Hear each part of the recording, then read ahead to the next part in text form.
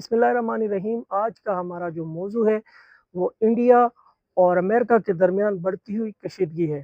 हालिया दिनों में कल और परसों एक दूसरे पर डोनाल्ड ट्रंप और जयशंकर साहबों ने बड़ी ज़बरदस्त लफ्ज़ी वार किए हैं और वाज़ेह लफ्ज़ों में उन्होंने पैगाम भिजवाया है अमेरिका को, जयशंकर ने, कि वो कभी भी अपने जो मफादात हैं उस पर कंप्रोमाइज़ करने वाले नहीं हैं।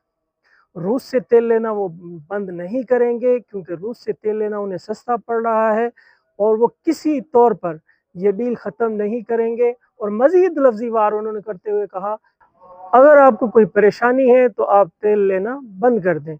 जबकि डोनाल्ड ट्रंप की तरफ से, अमेरिका की तरफ से ये दबाव था कि आप रूस से तेल लेकर रिफ़ाइन करके हमें जो है वो महँगे दामों तेल बेच रहे हैं और इसका बराह रास्त फ़ायदा जो है रूस को हो रहा है। रूस उससे अपनी इक़्तिसादी जो हालात वो बेहतर करता जा रहा है, इसलिए आप जो है आपको तेल की खरीदारी बंद करनी होगी। लेकिन अब हालात ये बताते जा रहे हैं कि इंडिया ने बिल्कुल वाज़ेह पोज़ीशन ले ली है। अब वो अमेरिका के अगेंस्ट होने जा रहा है, अमेरिका के बिल्कुल मुखालिफ होता नज़र आ रहा है। उसका एक जो पहलू है वो ब्रिक्स भी नज़र आ रहा है।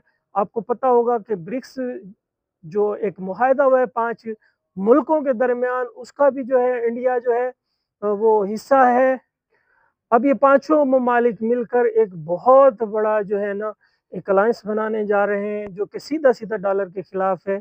और ये सब बातें भी जो है एक दूसरे पे जो लफ्ज़ी वार ये बता रहे हैं कि अमेरिका और इंडिया के हालात मज़ीद कशीदा होते जा रहे हैं और इंडिया का झुकाव जो है वो ब्रिक्स ममालिक और ख़ास तौर पर चाइना की तरफ बढ़ता जा रहा है, जिससे जो है अमेरिका की जो इस इलाके में जो पोज़ीशन थी वो डाउन होती नज़र आ रही है।